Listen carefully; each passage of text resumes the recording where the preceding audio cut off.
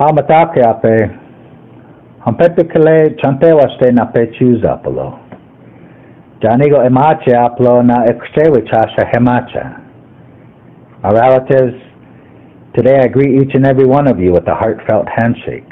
I'm Hunkpapa Lakota from the Standing Rock Sioux Reservation, and I'd like to tell you about a project we're working on called Creating a Path to Healing Through the Spirit of the Horse. You know, the Lakota people have a point of origin story of the horse and the gift they brought to our ancestors. Our ancestors knew and understood the horse, referring to them as a sacred relative. At one time in our history, our ancestors were considered to have been one of the greatest light cavalries in the world. Their horsemanship was legendary. On July 19, 1881, Sitting Bull and the Hunkpapa turned themselves in at Fort Buford. It was a hard time for the Hunkpapa when they gave up their weapons and their horses. It is said that Sitting Bull said to his son Crowfoot, "My boy, if you live, you will never be a man in this world, because you can never have a gun or pony." We often talk about the effects of the Indian Wars, forced assimilation, U.S. federal Indian policy, and boarding schools have had on our people. But what we seem to have forgotten was how traumatic the loss of the horse was to our ancestors. Today, our children are in crisis. A report by Stephanie Woodard for NBC News recently said, "A youth suicide epidemic is sweeping Indian country, with Native American teens and young adults killing themselves at more than triple the rate of other American youth."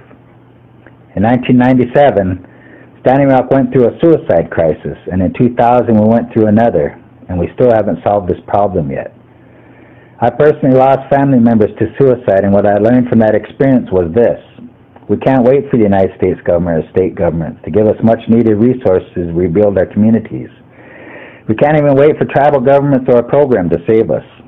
As a people, we have everything we need within us to create change. We know we can do better. We can surround them with love and support. We can create them a system of care that acknowledges and gives merit to the cultural and spiritual teachings of my people. I strongly believe that we can make a difference with your help.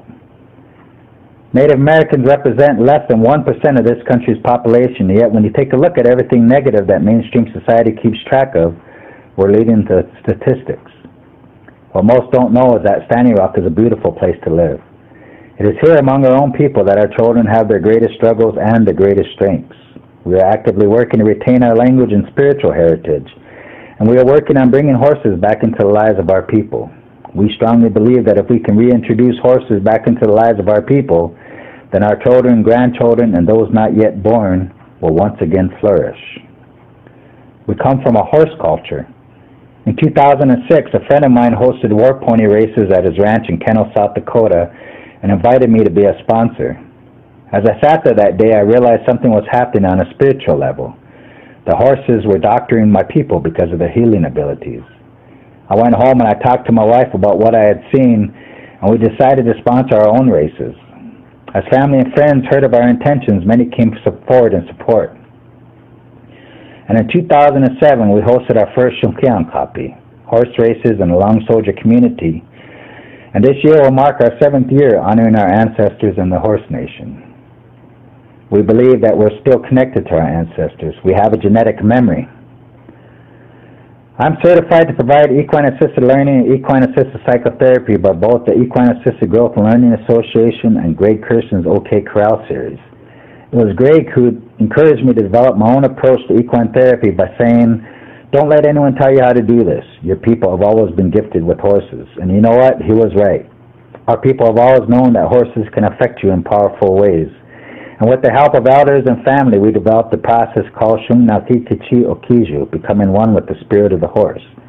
It's not a horsemanship model, it's a way of life.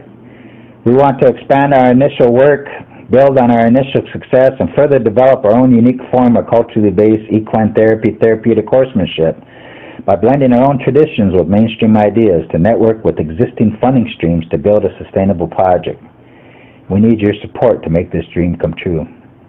I'd like to thank you ahead of time for supporting this project. Wopla tankaya chichialo, hohechitualo matakwe oase.